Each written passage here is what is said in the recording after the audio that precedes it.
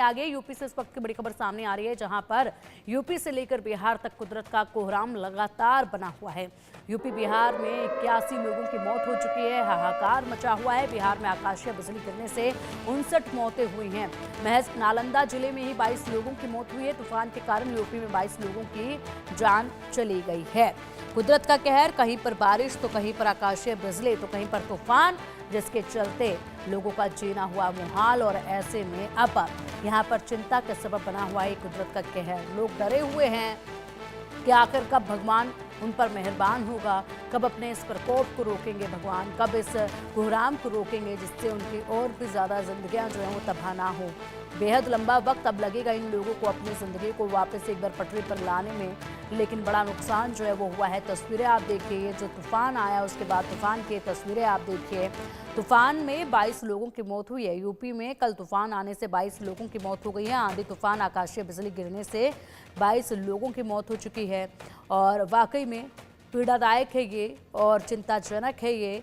आखिरकार ये स्थिति कब तक बनी रहती है, क्योंकि अलग अलग क्षेत्र में, अलग अलग राज्यों में जो कुदरत का कहर है वो बिल्कुल अलग तरीकों से ही बरप रहा है।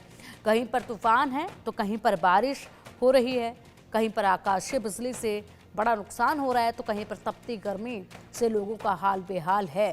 और ऐसे में अब प्रकृति क्या इशारा कर रही है, ये साफ तौर पर समझा जा सकता है कि जितनी हानि मनुष्य ने प्रकृति को पहुंचाई है, उसी का ये परिणाम जो है वो नजर आ रहा है। अलग अलग राज्यों में जिस तरीके से ये कोहराम देखा जा रहा है। और अब चलिए अधिक जानकारी के लिए हमारे सहयोगियों का रुख करेंगे। पटना से हमारे सहयोगी रितेश मिश्रा हमारे साथ जुड़े हुए हैं, देहरादून से सचिन कुमार हमारे साथ है, लखनऊ से वर्षा शाही हमारे साथ है। सबसे पहले रितेश, आपका रुख मैं करना चाहूंगी। वाकई में पीड़ादायक है ये, कुदरत ने ऐसा कहर बरपाया है जिसमें कई लोगों की जान अब तक जा चुकी है। अपडेट क्या है, मौसम विभाग की तरफ से क्या जानकारियां आगे के लिए दी जा रही हैं? अब बिल्कुल सबसे पहले तो अपडेट बता दूं कि बिहार में देखिए कि थंडर स्टॉर्म की वजह से, यानी वज्रपात की वजह से और आंधी तूफान की वजह से एक दिन में 60 से ज़्यादा लोगों की मौत हो गई है। और 2 दिनों की अगर आंकड़े की बात करें तो 90 से ज़्यादा लोगों की मौत हो गई है। ये आंकड़े बताने के लिए काफ़ी हैं कि मौसम की मार बिहार में किस तरह से लोग झेल रहे हैं। हालांकि ये स्थिति तब है जब मौसम विभाग अलर्ट जारी करता है, आपदा प्रबंधन विभाग ने अलर्ट जारी किया, उसके बावजूद भी इतनी बड़ी तादाद में लोगों की मौत हो गई है। सिर्फ नालंदा जिले की बात करें तो 24 घंटे में वहां पर 22 लोगों की मौत हो गई है। एक गांव में 6 लोगों से ज्यादा लोगों की मौत हो गई है। आज की अगर बात करें तो आपदा प्रबंधन विभाग और मौसम विभाग ने अलर्ट जारी किया है। 10 जिलों के लिए अलर्ट जारी किया गया है कि मौसम जो है वो काफ़ी खराब हो सकता है, बिजली गिरने की संभावना है इन जिलों में। इसके अलावा अगर बात करें तो तेज आंधी तूफान और बारिश की भी आशंका है और इसको लेकर सभी लोगों को अलर्ट जारी किया गया है। पेपर के जरिए लोगों को जागरूक किया जा रहा है, इसके अलावा रेडियो के जरिए भी लोगों को जागरूक किया जा रहा है और सभी लोगों के मोबाइल पर आईएमडी और जो मौसम विभाग है उसकी तरफ से मैसेजेस लगातार भेजे जा रहे हैं। लेकिन इसके बावजूद भी, क्योंकि देखिए जो सुदूर ग्रामीण इलाके हैं, जो दियारा इलाके हैं, वहाँ पर पेपर नहीं पहुँच पाता है। वहाँ लोगों में आपाधापी रहती है कि अभी खेती किसानी का समय है, गेहूं की फसल कट चुकी है, कैसे भी करके फसल को एकत्रित करके उसे मंडी तक पहुँचाया जाए। और इसी में किसान जो है वो खेतों में पहुँचता है और फिर मौसम की जो मार होती है उसे वो झेलता है और असमय काल के गाल में समा जाता है। ठीक है रितेश, फिलहाल एक और बड़ा अपडेट सामने आ रहा है। यूपी में कल तूफान में 22 लोगों की मौत हुई। आंधी तूफान, आकाशीय बिजली के चलते जो है वो बड़ा नुकसान हुआ है। आकाशीय बिजली गिरने से 22 की मौत हुई। फतेहपुर आजमगढ़ में 3 लोगों की मौत हुई। फिरोजाबाद, कानपुर देहात, सीतापुर में 2 लोगों की मौत हुई है। गाजीपुर, गोंडा और अमेठी में भी 1 व्यक्ति की मौत हुई है। संत कबीर नगर और सिद्धार्थ नगर में 1 व्यक्ति की मौत हुई। बलिया, कनौज, बाराबंकी में भी 1 व्यक्ति की मौत हुई। जौनपुर और उन्नाव में भी 1 व्यक्ति की मौत हुई। यूपी सरकार ने मुआवजे का ऐलान कर दिया है। मृतकों के परिवारों को भी 4-4 लाख रुपए का मुआवजा देने का ऐलान कर दिया गया है। प्रदेश भर में बिजली गिरने से 45 पशुओं की भी मौत हुई है। तेज हवाओं और बिजली गिरने से 15 मकानों को नुकसान पहुंचा है। 15 पशुओं को नुकसान पहुंचा, 15 पशुओं की मौत हुई है। और कुल मिलाकर यूपी बिहार में 81 लोगों की मौत हुई, जिससे हाहाकार मचा हुआ है। सचिन, अधिक सचिन, हम आपका रुख करेंगे, लेकिन फिलहाल रुख करना चाहेंगे लखनऊ का। वर्षा शाही हमारे साथ जुड़ी हुई है। वर्षा, क्या कुछ लखनऊ के मौसम को लेकर अपडेट है और मौसम विभाग की तरफ से क्या कहा जा रहा है? प्रशासन कितना मुस्तैद है, क्योंकि बड़ा नुकसान अब तक हो चुका है? देखिए, बिल्कुल जिस तरीके से कल इतनी ज़्यादा बारिश हुई, उसके साथ साथ ओलावृष्टि हुई, वज्रपात हुआ, जिसकी वजह से काफ़ी ज़्यादा नुकसान उत्तर प्रदेश में हुआ, चाहे फसलों का कहे या फिर इंसान का कहे। तो जिस तरीके से जान माल की हानि हुई है, उसको लेकर सबसे ज़्यादा उत्तर प्रदेश सरकार अब अलर्ट है, क्योंकि बेमौसम बरसात हुई है, जिसमें उत्तर प्रदेश में लगभग 22 लोगों की मौत हुई है।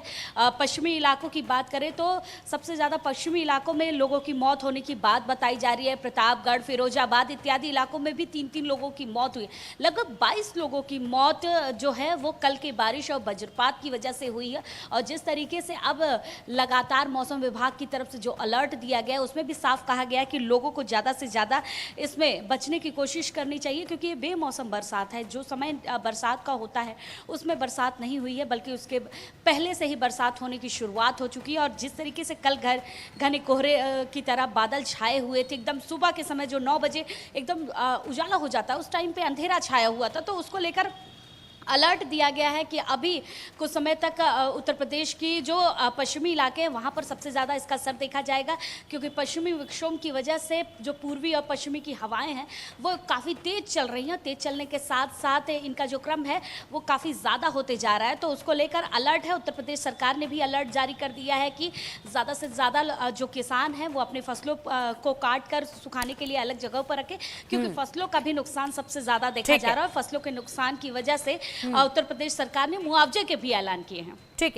है वर्षा, रुक करेंगे अब उत्तराखंड का। उत्तराखंड से भी बड़े अपडेट सामने आ रहे हैं। उत्तराखंड में भी हाहाकार मचा हुआ है। उत्तराखंड के चमोली में बादल फटने से तबाही आई।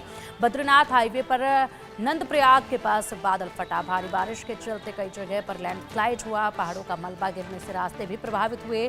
लोगों से नदी नालों के आसपास जाने के लिए मना किया गया है, कि लोगों को कहा गया है कि नदी नालों के आसपास ना जाए। पहाड़ों पर मानसून से पहले मौसम ने रौद्र रूप दिखाना शुरू कर दिया है।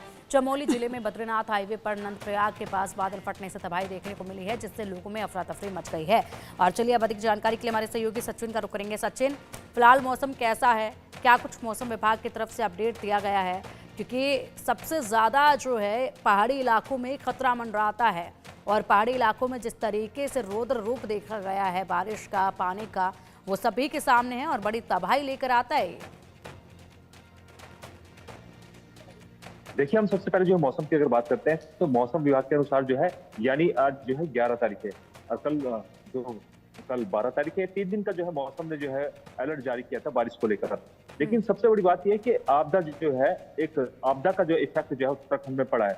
लेकिन सबसे बड़ी बात यह कि अप्रैल शुरू हो चुका है, लेकिन जिस तरीके की आपदा जो है अब उत्तराखंड में जो है देखने को मिल रही है लगातार, जिस तरीके से जो है कल नंदप्रयाग में जो है एक गड्ढे में जो है जो पानी आ जाता है, और साथ ही जो है किसी की जान माल का नुकसान तो नहीं हुआ है, लेकिन जिस तरीके से नदियों का जलस्तर भी बढ़ा है।